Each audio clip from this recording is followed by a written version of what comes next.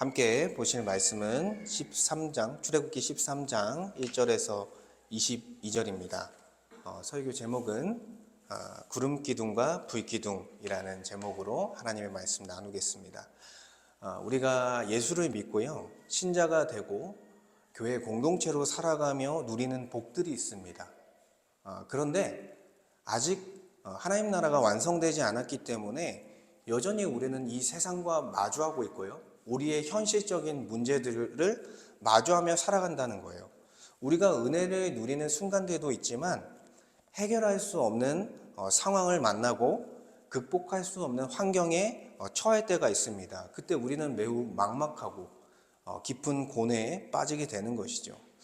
높은 벽과 같아 보이는 그 문제를 만나고 또 그 문제 속에 짓눌리는 상황에 놓이게 되면 우리는 매우 괴롭고요, 또한 혼자 그것을 해결하느라 큰 고독에 빠지는 경험을 하게 되는 것입니다.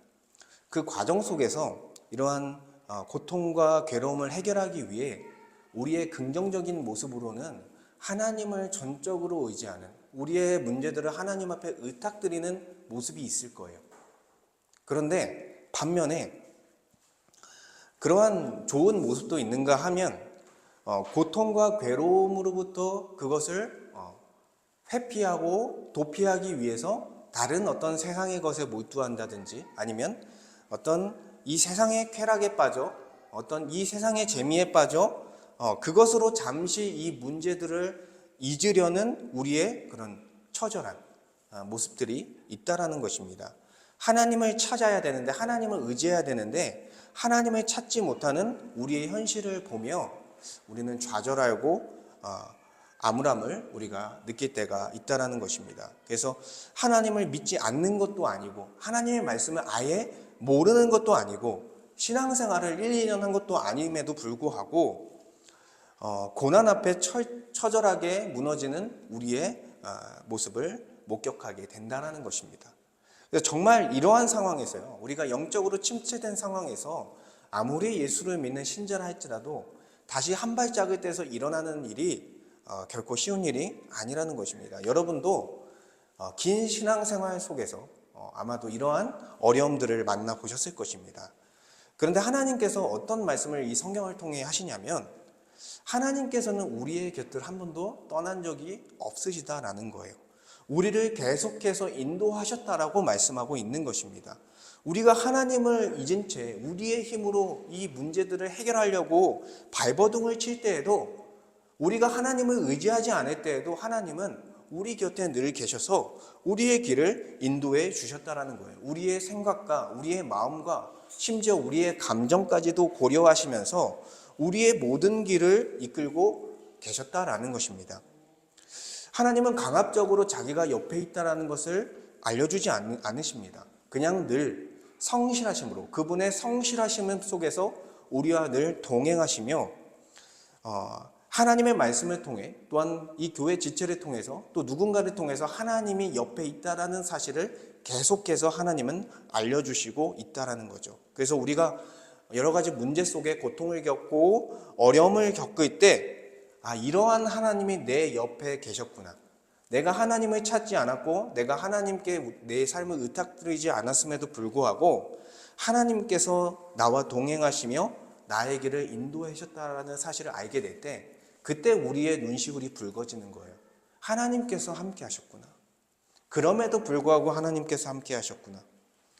그래서 우리는 그 안에서 다시 그 하나님을 발견하게 되면서 그리스도 안에서 참된 평안과 안식을 우리가 누리게 되는 것입니다. 그러니까 우리가 신앙생활을 잘할 때뿐만 아니라 우리가 하나님을 의지하지 않고 엉망으로 살아갈 때에도 하나님은 우리를 떠나지 아니하시고 늘 함께 계신다라는 것이죠.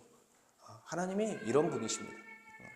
우리 하나님이 이런 분이시다라는 거예요. 그래서 오늘 말씀을 통해서 하나님께서 우리와 언제나 늘 동행하시며 우리를 인도해 주시는 분이라는 것을 이 말씀을 통해서 더 깊이 살펴보고자 합니다. 그리고 하나님의 인도하심을 따라가는 자들로서 우리는 어떠한 태도를 가지고 하나님을 따라가야 될지도 살펴보려고 합니다. 그래서 첫 번째 문단과 두 번째 문단은 하나님의 인도하심을 따라가는 성도들의 태도는 어떠해야 되냐라는 부분에서 살펴볼 것이고, 마지막 세 번째 문단에서는 하나님께서 전적인 은혜로 우리를 인도해 주시는 그 내용을 좀 살펴보도록 하겠습니다.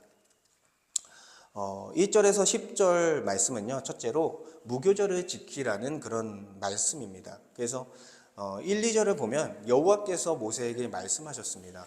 이스라엘 자손 중에서 사람이나 짐승들을 막론하고 태에서 처음 난 모든 것은 다 거룩히 구별하여 하나님께 돌리라고 말씀하고 있는 것입니다. 이것은 이제 왜 하나님의 것이다라고 얘기하는 거죠? 바로 10번째 재앙 가운데 어린 양의 피를 통해서 장자의 심판, 장자가 죽는 심판에서 건짐을 받게 되었기 때문에 그 장자들은 이제 다 하나님의 것이다. 하나님의 은혜로서 살게 되었으니 하나님의 것이다 라고 말씀하고 있는 것입니다. 그래서 그 날을 지켜서 유월절을 지키라 라고 말씀하셨고, 그 유월절 이후에 진행되는 7일간의 기간을 무교절로 지켜라 라고 말씀하셨습니다. 그래서 3절부터 7절은요 무교절을 지키라는 말씀으로 이어지고 있어요. 그래서 모세에게 약속의 땅 가나안 땅에 들어가게 됐을 때부터 무교절을 지키라고 말씀하고 있습니다.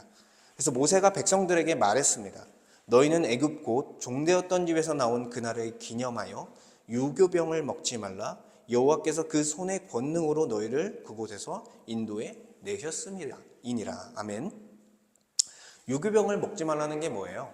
반죽에 누룩이 들어간 그 유교병을 먹지 말라는 것입니다. 그 누룩은 어떤 역할을 합니까?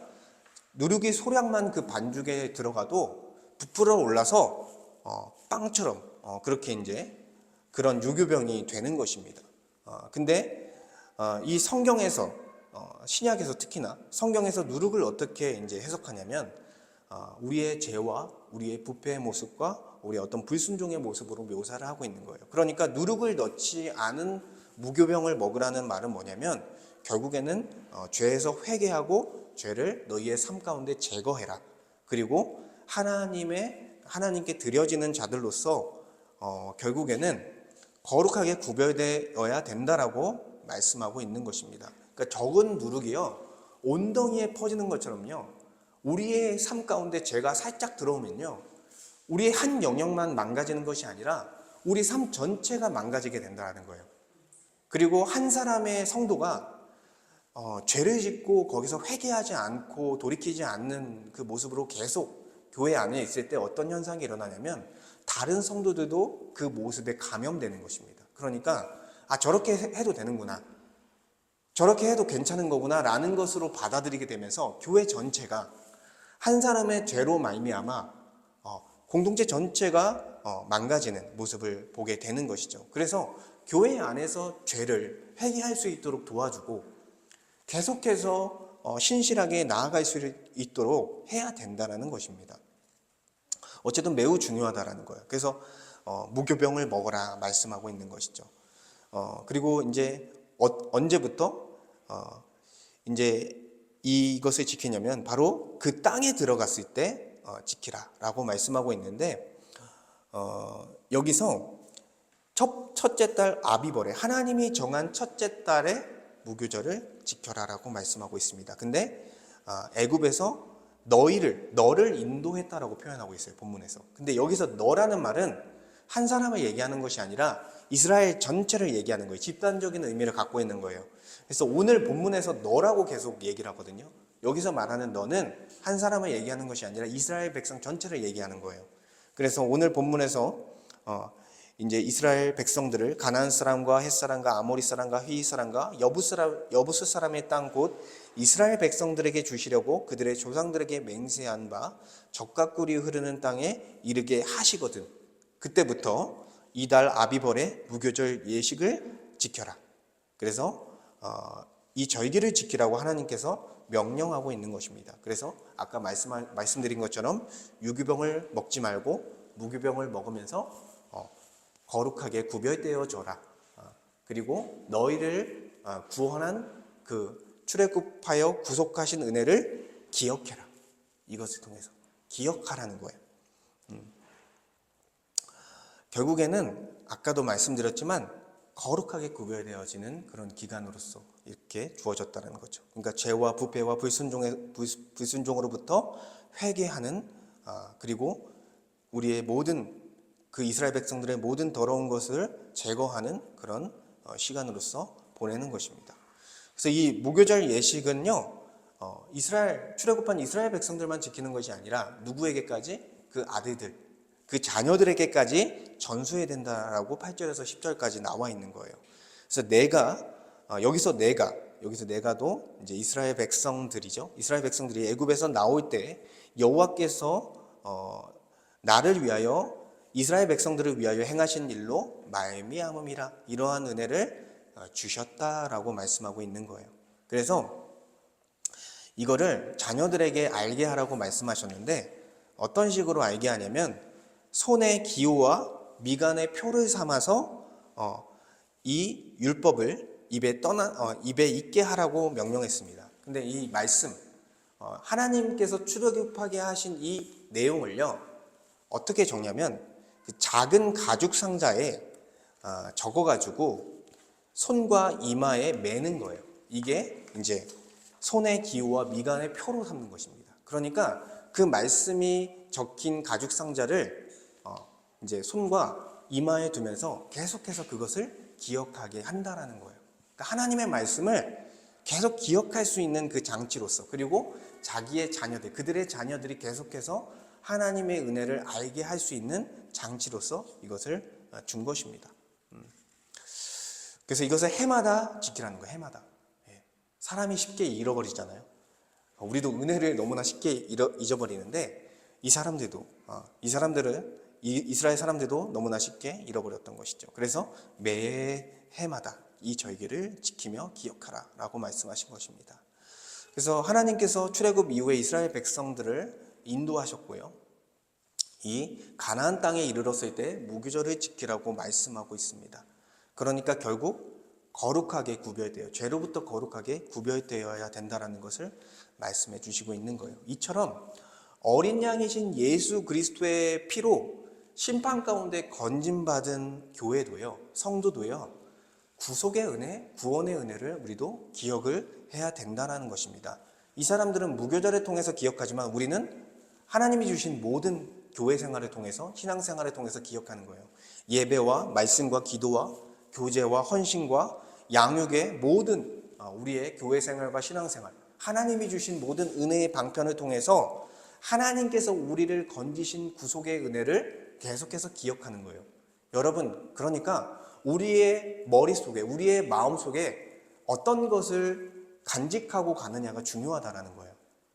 그러니까 하나님께서 우리를 건져주신 그 십자가의 은혜가 우리의 마음과 우리의 머릿속에 기억되어져서, 간직되어져서 계속해서 그 기억이 우리의 신앙을 실제로 이끌어 간다라는 것입니다. 그래서 고린도전서 5장에서 7, 8절을 보면, 제가 읽어드리면, 너희는 누룩 없는 자인데, 여기서 이제 누룩은 죄를 얘기하는 거죠. 새 덩어리가 되기 위하여 묵은 누룩을 내버리라. 그러니까 죄로부터 회개하라라고 얘기하는 거예요. 우리의 유월절 양 곧 그리스도께서 희생되셨느니라. 우리의 죄로 말미암아, 죄 때문에 유월절 양이신 그리스도께서 희생되셨다라는 거예요. 이러므로 우리가 명절을 지키되 묵은 누룩으로도 말고 악하고 악의에 찬 누룩으로도 말고 누룩이 없이 오직 순전함과 진실함의 떡으로 하자. 그러니까 지금 이제 구약의 내용을 가져와서 이러한 방식으로 표현하고 있는 거예요. 결국에는 거룩함을 지키면서 거룩하게 구별되어진 생활을 하라라는 말씀입니다. 그래서 우리는 묵은 누룩을 내버려야 되는 거예요.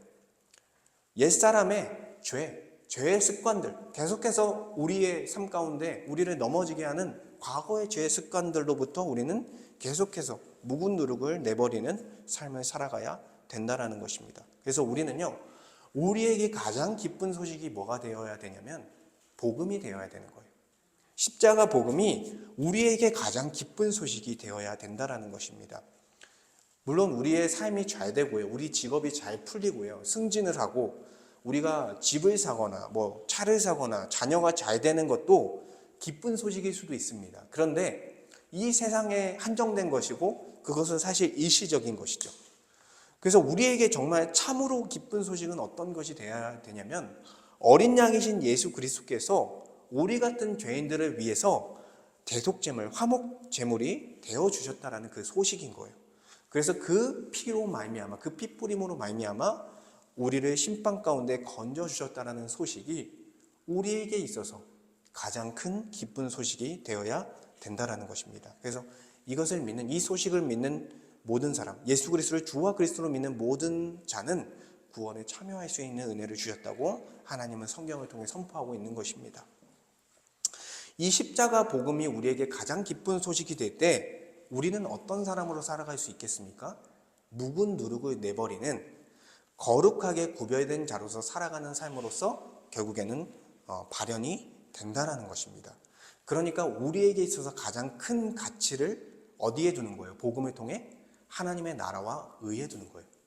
하나님의 나라가 이루어지기를, 주님의 통치가 우리의 삶 가운데 이루어지기를, 그리고 그 안에서 복을 누리기를, 나뿐만 아니라 우리와 함께하는 모든 지체가, 그리고 나와 만나는 모든 사람들이 예수를 믿고 하나님 나라의 백성이 되기를 바라는 것입니다. 그러니까 우리의 관심사는 뭐가 되는 거예요? 복음을 통해 하나님의 백성으로 사는 삶이 가장 큰 관심사가 되는 거예요. 거기서부터 우리는 어떻게 되어집니까? 내가 예전에 죄를 짓고 살았던 옛사람의 그런 추잡한 모습들을 하나하나씩 걷어내기 시작하는 거죠. 정말 묵은 누룩을 내버리는 삶을 살게 되는 거예요. 결국에는 이 구원의 은혜를 기억함을 통해서 어떻게 되는 거예요? 우리는 방향성이 바뀌는 거예요. 단번에 우리의 모든 죄가 걷어내지진 않겠죠. 그렇지만 방향성이 바뀌는 거예요. 나를 위해 살고 나의 탐욕과 욕심을 위해 살면서 여러 가지 죄, 이기적인 그런 사람으로 살았다면 이제는 하나님의 나라와 의를 위하여 살면서 거룩하고 구별된 자로서 변화되는 거예요. 옆에 있는 사람들이 그것을 또 알게 되는 것입니다. 복음을 통해 변화된 삶을 보게 되는 것입니다. 그리고 11절과 16절은 태에서 처음 난 것은 하나님의 것이다. 이런 이제 내용인데요. 여호와께서 이스라엘 백성과 그들의 조상에게 맹세하신 대로 가나안 사람의 땅에 인도하시고 그 땅을 주셨을 때에 태에서 처음 난 모든 것과 가축의 태에서 처음 난 것을 다 구별하여 누구에게 돌려라? 여호와께 돌리라라고 말씀하고 있어요. 수컷은 여호와의 것이니라 라고 말씀하고 있습니다. 그리고 나귀의 첫 새끼는 다 어린 양으로 대신 대속할 것이다. 그러니까 나귀는 부정한 짐승이에요. 그래서 하나님 앞에 제물로 드려질 수 없기 때문에 정결한 짐승인 어린 양을 통해서 대속할 것이다. 대신해서 대속할 것이다. 그래서 그렇게 하지 않으면 나귀의 목을 꺾을 것이며 내 아들 중 처음 난 모든 자들에게 대하여 다른 것으로 대신 목숨값을 바쳐야 한다. 그래서 결국에는 처음 난 것에 대해서 모든 것에 대해서 제물을 바쳐야 된다. 그리고 사람의 제물로 바칠 수 없기 때문에 대신해서 양과 같은 그 가축을 통해서 목숨값을 바쳐야 된다. 제물로서 드려야 된다라고 말씀하고 있는 것입니다. 이 장자에 대한 그 제물이 죽는 것을 보면서 자녀들이 물을 때가 있을 거라는 거예요. 자녀들이 이게 어찌된 일이냐고 물을 때 대답하라는 것입니다. 그게 14절과 15절에 나와 있는 거예요. 여호와께서 그 손의 권능으로 우리를 애굽에서 곧 종이 되었던 집에서 인도하여 내실세 그때 바로가 완악하여 우리를 보내지 아니하매 여호와께서 애굽 나라 가운데 처음 난 모든 것은 사람의 장자로부터 가축의 처음 난 것까지 다 죽이셨으므로 태에서 처음 난 모든 수컷들은 내가 여호와께 제사를 드려서 내 아들 중에 모든 처음 난 자를 다 대속하리니 라고 말씀하고 있습니다. 결국에는 이 장자를 위해서 드려지는 이 희생제물은 무엇을 기억하게 하기 위해서 하는 거예요? 출애굽의 은혜를 기억하게 하는 거예요. 그리고 이것을 통해서 자녀들에게, 그 아들들에게 신앙을 전수해주는 역할을 하고 있는 것입니다. 그리고 여기서 16절에서도 마찬가지로 이제 내 손의 기호와 내 미간의 표가 되리라. 구원의 내용을 그 가죽 상자에 넣어서 내 손의 기호와 내 미간의 표로 삼아서 계속해서 이 구속의 은혜, 구원의 은혜를 기억하게 할 거다. 그것을 너희들이 지켜라 라고 말씀하고 있는 것입니다. 그래서 하나님께서는요, 이 10번째 재앙 가운데 처음 난 것들을 죽이는 이 재앙 가운데 어린 양의 피로 이스라엘 백성들을 건져내셨다라는 거예요. 그리고 건져내셨기 때문에 처음 난 모든 것, 이스라엘 백성들의 장자로부터 가축의 모든 첫 새끼까지 다 하나님의 것이 되었다라고 설명하고 있는 것입니다. 그래서 이것을 통해서 구원의 은혜를 기억하고 그리고 너희들이 그것을 하나님께 드려라, 이런 메시지를 주고 있는 것입니다. 우리도 어떻습니까? 하나님께서 우리를 위해 보내주신 어린 양이신 예수 그리스도를 통해서 우리 또한 사망에서 건짐을 받았습니다. 그 심판 가운데서 건짐을 받았습니다. 그러니 우리는 이제 누구의 것이 된 거예요? 하나님의 것이 된 거예요. 그 이스라엘 백성들의 장자와 같이 우리도 하나님의 것이 되어서 이제는 우리 모든 인생이 하나님께 드려지는 그런 인생이 되었다라는 것입니다. 그래서 우리의 모든 인생과 우리의 모든 시간과 우리의 모든 물질과 우리의 모든 것이 이제 하나님의 것이 되는 거예요. 그래서 하나님께서 우리의 인생을 받으시기를 원한다라는 거예요. 우리의 인생을 원한다는 거예요. 우리의 마음대로, 우리의 뜻대로, 우리의 욕심대로 살기를 원하시지 않고 하나님을 위해서, 하나님의 나라와 의를 위해서 살기를 바라신다라는 것입니다. 왜요? 하나님께서 우리에게 구속의 은혜를 베풀어 주셨기 때문에 이제는 내가 사는 것이 아니라 내 안에 그리스도께서 사시는 그런 인생을 살게 되었기 때문에, 새 사람으로서 우리는 살기 때문에 더 이상 나를 위한 삶, 죄 가운데 머무는 삶을 신자라 한다면 그것에 대해서 쉽게 우리는 결코 허용할 수 없다라는 것입니다. 예수 그리스도께서는요, 많은 형제들 중에서 맏아들이 되셨다라고 설명합니다. 죽은 자들 가운데 먼저 나셨어요. 그분이 첫 부활을 통해서.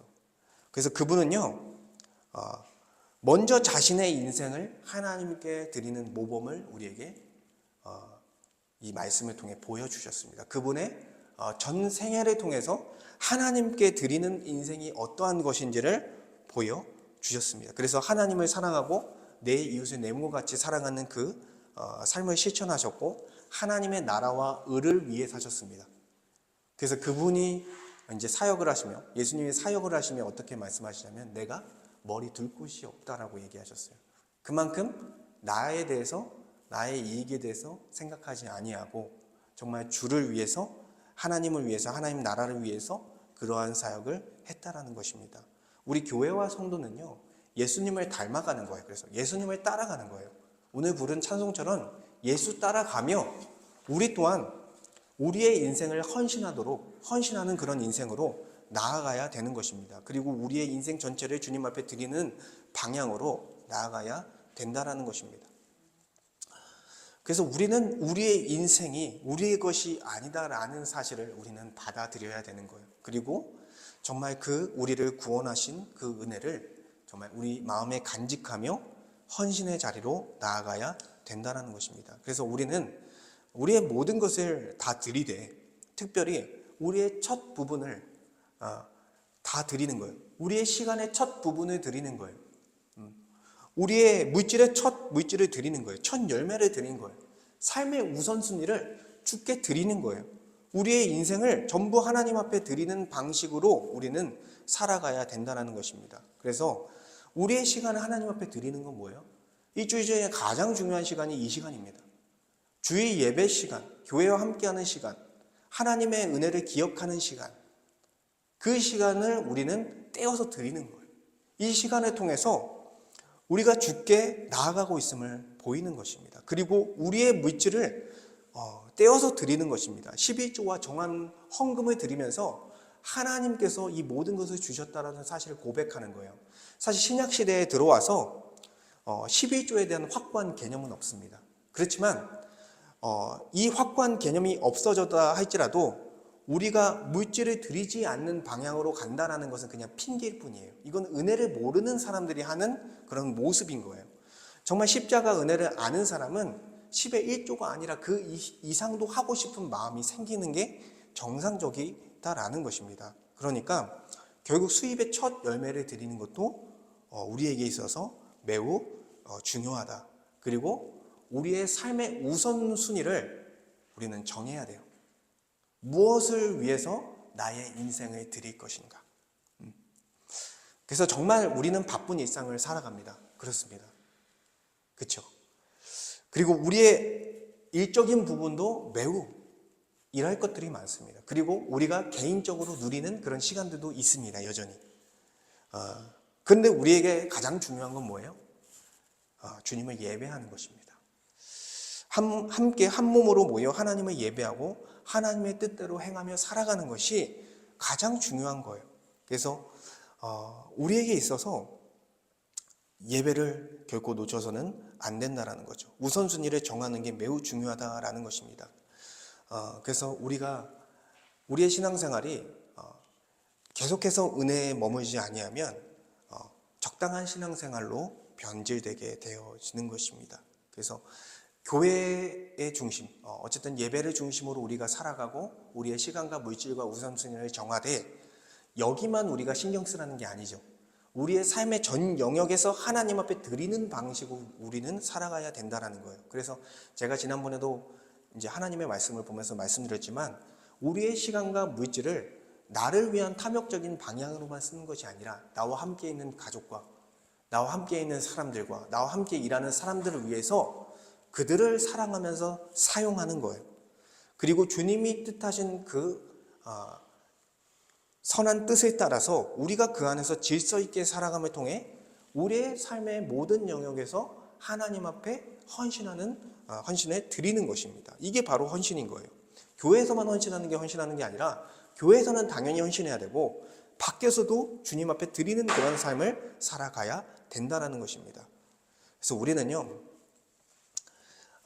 하나님이 없이 우리가 참된 안식을 얻을 수 있다라는 그런 헛된 생각들을 버려야 되는 거예요.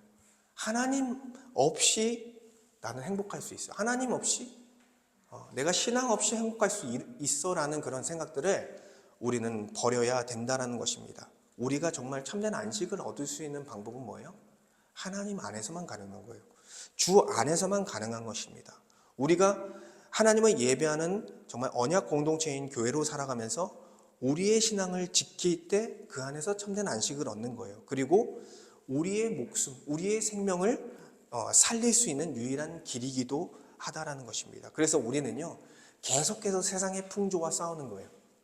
우리의 적인 죄와 우리의 적인 사단과 계속해서 싸우는 것입니다. 우리가 이 세상 사람들과 동일한 방식으로 살아간다면 하나님이 주신 모든 복을 잃어버릴 수밖에 없기 때문입니다. 그래서 우리가 뭘 기억해야 돼요? 우리의 인생은 우리의 것이 아니라는 거예요. 누구의 것입니까? 하나님의 것이에요. 우리를 구원하신 하나님의 것입니다. 그렇기 때문에 우리의 모든 것을 주님 앞에 드리고 헌신해야 한다라는 것입니다. 그래서 첫 번째, 두 번째 문단에서는요, 하나님의 인도하심을 따라가는 자들의 태도가 어떠한가? 첫 번째 문단 뭐였어요? 하나님의 은혜를 기억하는 거예요. 그리고 두 번째는 뭐예요? 기억하는 자들로서 자신의 인생이 하나님의 것이라는 사실을 인정하고 헌신하는 것입니다. 이게 바로 하나님을 따라가는 자들의 태도인 거예요. 모습인 거예요. 그리고 마지막 세 번째 단락에서는 하나님께서 우리를 그럼에도 불구하고 전적으로 우리의 상태와 상관없이 전적으로 인도하신다라는 약속을 해주시고 있다라는 거예요. 그래서 17절과 22절은 구름 기둥과 불 기둥으로 인도하신다, 그러한 내용입니다. 바로가요, 이스라엘 백성들을 보낸 후에 하나님은 블레셋 사람의 길로 이스라엘 백성들을 인도하시지 않았습니다. 블레셋 사람들의 길은요, 이스라엘 가나안 땅에 가는 가장 빠른 지름길이에요. 그런데 그쪽으로 인도하지 않았다는 거예요. 왜냐하면 하나님께서 이스라엘 백성들의 연약함을 아시고 블레셋 사람들과 마주했을 때 전쟁이 나면 다시 애굽으로 돌아갈까 하여 그들을 어떤 방향으로 가게 했냐면 블레셋 길이 아니라 홍해의 광야길로 돌려 인도하셨다라고 설명하고 있는 거예요. 여러분, 블레셋 사람들이 엄청난 장신입니다. 거인들이에요. 그 사람들을 이스라엘 백성들이 마주했다고 생각해 보세요. 훈련도 제대로 받지 않는 이스라엘 백성들이 마주했을 때 다시 애굽으로 돌아갔을 거예요. 그런데 하나님께서 그들의 연약함을 아시고 홍해 광야로, 사실 그 길이 좋아 보이진 않습니다. 그렇지만 그 길이 최선의 선택이었던 거예요, 하나님은. 그래서 그 홍해를 건너야 되는 상황이고 그 홍해의 광야길로 그들을 돌리신 것입니다. 그래서 이스라엘 자손들이 애굽 땅에서 대열을 지어서 나오게 된 것입니다. 근데 참 재밌는 게요, 이스라엘 백성의 그 연약함을 보시고 이렇게 인도하신 것처럼 하나님은 우리의 연약함도 살피시면서 우리의 길을 인도하신다라는 거예요. 우리가 혹시나 큰 고난을 만났을 때 세상 속으로 돌아갈까봐, 교회를 떠날까봐 우리의 연약함을 아시고 우리가 견딜 수 있는 고난만을 허락하시며, 홍해의 광야길과 같은 그런 견딜 수 있는 그런 고난만 허락하시며 우리의 길을 인도해 주신다라는 거예요. 그리고 그 고난 속에 하나님을 의지할 수 있는 길로 우리를 인도해 가신다라는 것입니다. 감사한 일입니다, 참. 그래서 모세는요, 애굽에서 나올 때 요셉의 유구를 가져 나옵니다. 이거는 요셉이 이스라엘 백성에게 단단히 맹세하게 한 거예요. 나의 유고를 가나안 땅으로 메고 가라. 나의 해고를 메고 올라가라. 간곡히 부탁하고 맹세하겠습니다. 왜요? 요셉은요, 아브라함, 이삭, 야곱에게 약속했던 하나님의 약속을 간절히 믿고 있었던 거예요. 그것을 마음속에 품고 있었던 거예요. 나의 후손들은 분명히 가나안 땅으로 돌아가 하나님께서 약속하신 그 약속을 성취하게 될 것이다라는 것을 믿고 있었더라는 거예요. 그 해고를 들고 가고 있는 모세는 어떤 마음이었겠습니까? 동일한 마음인 거예요. 아브라함과 이삭과 야곱에게 약속했던 그 약속이 우리에게 이루어질 것이다라는 믿음을 가지고 지금 약속의 땅 가나안 땅으로 나아가고 있는 것입니다. 그리고 이스라엘 백성들이 숫곳을 떠나서 광야 끝에 에담에 장막을 쳤을 때 얼마나 이제 그들이 막막했겠습니까? 앞에는 광야입니다. 황무지와 같습니다. 어떤 나무가 있고 과일이 있고 어떤 식량이 있고 이런 곳이 아닙니다. 그리고 물도 거의 없습니다. 그리고 홍해를 건너야 됩니다. 이스라엘 백성들의 입장에서 어떻겠습니까? 막막했겠죠. 앞에 상황을 보면서 좌절했겠죠. 근데 하나님께서 어떤 것을 주셨냐? 그들 앞에서 낮에는 구름 기둥으로 그들을 인도하시고 밤에는 불 기둥을 비추사 이스라엘 백성들을 인도하셨다. 그리고 구름 기둥과 불 기둥을 결코 그들에게서 떠나지 아니하도록 했다라는 것입니다. 이 구름 기둥과 불 기둥은요, 하나님의 임재의 상징이에요. 그리고 하나님께서 너희와 함께 계시며 너희를 인도하고 계시다라는 것을 가시적으로 그들의 눈앞에 실제적으로 보여주는 도구였다라는 거예요. 그래서 불 기둥은요, 아마도 그 더운 광야 가운데 그 낮에는 구름을 통해서 햇빛을 가려주셨을 거예요. 길을 인도할 뿐 아니라 햇빛을 가려주셨을 거예요. 그리고 그 광야는 밤이 매우 추웠습니다. 그 매우 추운 광야 가운데 불기둥을 통해서 그들을 인도하시고 그들을 따뜻하게 만들어 주셨을 것입니다. 이처럼 막막한 광야 앞에 서 있는 이스라엘 백성들에게 하나님은 구름 기둥과 불 기둥을 통해서 인도해 주셨습니다. 그리고 그들을 결코 떠나지 아니하셨습니다. 이처럼 예수 그리스도를 믿는 자들에게도요, 하나님은 불기둥과 구름기둥과 같은 것을 우리에게 주셨는데 그게 바로 말씀과 성령을 우리에게 주셨다라는 거예요. 우리에게 놓여진 많은 선택지들이 있습니다. 그렇죠. 교회와 성도들에게 놓여진 많은 선택지들이 있고 우리가 사실 그 가운데 어떻게 우리의 길을 정해야 될지 헤매는 경우가 매우 많습니다. 근데 하나님께서 선명하게 어떤 길이 하나님이 원하시는 길인지를 하나님의 말씀을 통해 알게 해주신다는 거예요. 근데 성경에 보면 요한복음 1장 1절에 보면 예수 그리스도께서 말씀이시다라고 얘기했어요. 예수님은 우리를 위한 구원자일 뿐만 아니라 성경 전체 자체가 예수 그리스도와 같은 그분이다, 그분 자체이다라고 얘기할 수 있어요. 그 성경 전체, 예수 그리스도께서 우리의 길을 인도해 주시는 거예요, 결국에는. 그리고 우리가 말씀을 봐도 모를 때 어떻게 합니까? 성령을 통해서 그 말씀을 깨닫게 하는 거예요. 그리스도의 영인, 예수께서 보내주신 영인 성령을 통해서 그 말씀을 깨닫게 하고 이해하게 하고 그 말씀을 통해 우리가 갈 수 있는 길을 알게 함을 통해서 우리가 바른 길을 선택할 수 있도록 주님께서 가르쳐 주신다라는 것입니다. 근데 여기서 끝나지 않습니다. 하나님의 말씀과 성령을요, 실제적으로 우리에게 가시적으로 우리의 눈앞에 보여줄 수 있는 방식으로 목사와 장로를 주님께서 주신 거예요. 목사와 장로를 주셔서 우리가 어떠한 인생을 살아가야 될지, 우리가 어떻게 신앙생활을 해나가야 될지, 우리가 무엇을 선택하고 무엇을 하지 말아야 될지 실제적으로 지도받을 수 있는 직분자를 주셨다라는 거예요. 그래서 제가 봐도 제가 참 부족합니다. 목사이지만. 근데 저도 부족함을 알지만 하나님께서 하나님이 세우신 목회자를 통해서 하나님의 양들을 목양해 가신다라는 거예요. 여러분이 그것을 믿으셨으면 좋겠습니다. 그리고 저를 부족하지만 인정해 주셨으면 좋겠습니다. 그래서 하나님은 말씀과 성령을 통해 그리고 목사와 장로의 지도를 통해서 우리 성도들에게 분명한 이정표를 보여주신 거예요. 어디로 가는 것이 하나님의 나라와 의를 구하는 것이고 하나님의 뜻에 합당한 것인지를 알려주시는 거예요. 어떤 것이 바른 신앙생활인지, 어떤 것이 바른 인생을 사는 것인지, 정말 복된 삶을 무엇인지를 결국 말씀과 성령을 통해 그리고 직분자들을 통해서 알려주신다라는 거예요. 우리는 그럼 어떠한 태도를 가져야 되는 거예요? 이러한 하나님의 인도하심을 받아들이고 하나님의 말씀을 통해 우리의 길을 인도하시는 것을 우리는 겸허히 겸손하게 받아들여야 된다는 것입니다.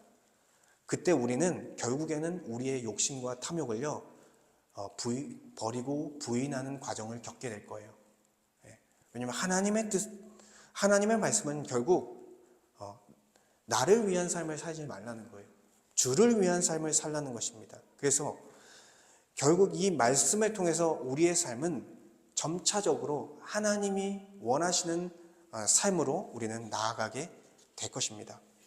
하나님은 막막한 가운데 피할 길이 없어 보이는 상황에서 그리고 좌절할 수밖에 없는 그런 환경에서 우리에게 피할 길을 내주십니다. 그리고 우리의 길을 인도하시고 우리를 분명하게 보호해 주십니다. 상황과 환경이 변해서 우리의 길이 열리든지 아니면 우리의 마음이 변하여져서 그 길이 열리기도 합니다. 그러니까 무조건적으로 우리 앞에 기적이 일어나야 되는 건 아니에요. 우리의 마음이 변하는 것도 사실 그게 기적입니다. 그래서 우리가 하나님의 뜻을 받아들이고 상황을 우리의 삶 자체를 받아들이고 사는 것도 기적인 거예요. 하나님의 인도하시는 거예요. 그래서 무조건적으로 막힌 상황이 무조건 열려야지 하나님이 인도하시는 게 아니다라는 거예요. 그래서 우리는 묵묵하게 하나님을 신뢰하며 하나님의 인도하심을 신뢰하며 주님 앞에 의탁드리는 거예요. 그때마다 기도하는 거예요, 여러분. 주님, 제가 이런 문제가 생겼습니다. 주님, 도와주십시오. 이 결과가 어떻게 될지 모르겠지만 저의 삶을 주님 앞에 의탁드립니다. 우리가 매일을 살아가면서 순간순간 주님께 나의 삶을 의탁드리는 거예요. 맡겨드리는 거예요. 실제로 우리가 가는 길은요, 지름길처럼 결코 보이지 않습니다. 지름길은요, 부작용이 있고 문제가 있는 거예요. 그러니까 이스라엘 백성도 삥 둘러서 40년 만에 가나안 땅에 들어갑니다. 근데 우리의 신앙생활도요, 거의 비슷해요. 뭐 한 번에 되는 그런 모습이 없습니다. 삥 둘러서 하나님은 적절하게 우리의 길을 인도해 주시고 있다는 거예요. 그러니까 우리는 지금 가는 이 길이 가장 좋은 길이고 하나님께서 나에게 가장 적합한 길로 주신 길이구나라는 것을 받아들이는 게 중요한 것입니다. 저도 그렇게 생각할 때가 많아요. 교회를 개척하고 뭔가 이 개척교회 담임자로서 이 길을 간다라는 게 참 쉽지 않다라는 것을 느낍니다. 그런데 한편으로는 이것이 지름길이 아니지만 하나님께서 삥 둘러 저의 신앙생활을 인도하시지만 가장 저에게는 적합하고 가장 온전한 인도하시는 그런 길이구나라는 것을 하나님의 말씀을 보면서 확신하는 것 같아요. 여러분의 인생도 저는 마찬가지라고 생각합니다. 우리의 인생이 어떠하든지 삥 돌아서 가는 길일지라도 가장 좋은 신앙의 길이다라고 할 수 있겠습니다. 그래서 우리는 우리에게 주어진 것을 그냥 열심히 하는 거예요. 우리가 결과를 만들어낼 수는 없습니다. 그래서 이 모든 것이 하나님으로부터 주어졌다라는 것을 믿고 상황과 환경을 묵묵하게 하나님의 인도하심을 받아들이고 겸손히 순종하는 사람이 되어야 될 것입니다. 그래서 여러분은 혹시나 다 고난이 있습니다. 다 어려움이 있습니다. 저도 있습니다. 고난과 어려움 앞에 혹시 좌절하고 계십니까? 우리의 신앙생활이 혹시나 무상하게 느껴지고 감동이 없는 상태처럼 그런 상태로 느껴지십니까? 오늘 하나님께서 광야 가운데 있는 이스라엘 백성들에게 구름 기둥과 불 기둥을 통해서 인도하신 모습을 보며 우리 또한 하나님께서 말씀과 성령으로 또한 우리에게 보내주신 목사와 장로를 통해서 우리의 인생을 인도하고 있다는 사실을 우리 마음에 새기기를 원합니다. 그리고 우리가 하나님을 신뢰하지 않고 방황할 때라도 하나님께서 우리의 길을 인도해 주시고 구름 기둥과 불 기둥과 같이 우리를 인도해 주시는 은혜를 베풀어 주신다는 것을 확신하시기를 원합니다. 그래서 우리 하나님의 인도하심에 순종하는 주의 백성이 되기를 간절히 축원합니다. 우리 함께 말씀을 가지고 기도하겠습니다. 우리는 너무 연약해서 정말 마음이 갈 때와 같아서 하나님께 우리의 인생을 의탁드리지 못할 때가 참 많습니다. 그렇지만 우리가 주님을 의지할 때든 그렇지 않을 때든 하나님께서는 늘 우리와 함께 계시고 우리와 동행하셨다라는 사실을 이 말씀을 통해 보게 됩니다. 그리고 주님께서 지름길이 아니라 삥 둘러가는 길일지라도 가장 좋은 길로 가장 선한 길로 우리를 인도하고 계시다라는 것을 말씀을 통해 보여주고 있습니다. 이 말씀이 우리의 말씀이 되길 원합니다.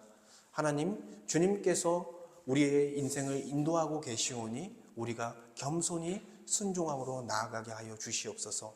이렇게 하나님의 말씀을 생각하며 잠깐 기도하도록 하겠습니다.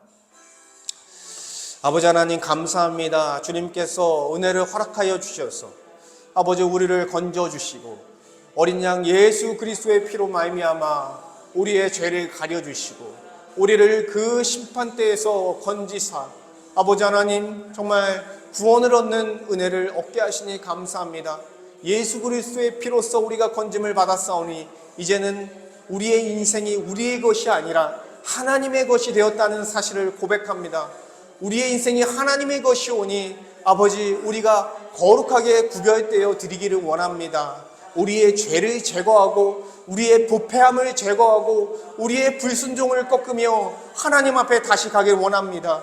은혜를 받은 자로서 이 세상의 가치를 따라가는 것이 아니라 하나님의 나라와 의를 구하며 하나님이 원하시는 삶을 향하여 하나님의 영광을 위하여 살아가는 그러한 인생이 되길 원합니다.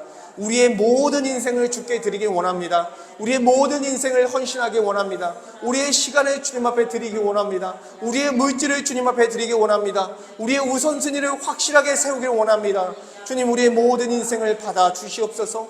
그리고 우리의 모든 것들이 주께 드려지는 그러한 삶으로 우리를 변화시켜 주시옵소서. 우리의 마음을 변화시켜 주시옵소서.